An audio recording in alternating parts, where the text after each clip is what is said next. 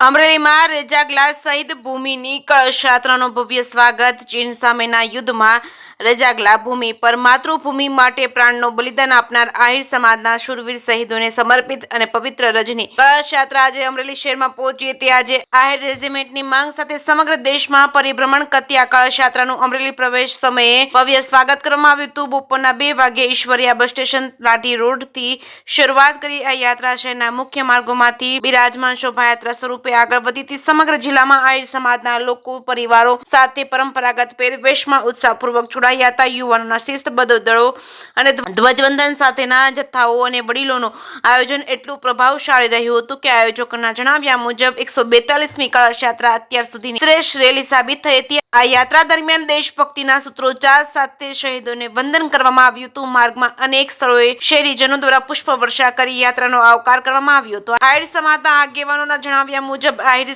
યુવાનોની શિસ્ત અને વડીલોની અનુશાસનના સમગ્ર ભારત માટે દાખલારૂપ બનશે. આહિર રેજિમેન્ટની માંગ સાથે અમરેલીની ધરતી પરથી ઉઠેલો આ અવાજ સમાજના ગૌરવમાં એક નવું પાનું ઉમેરતો બન્યો છે. જે કે ગુજરાતી સાથે મૌલિક દોશી, અમરેલી.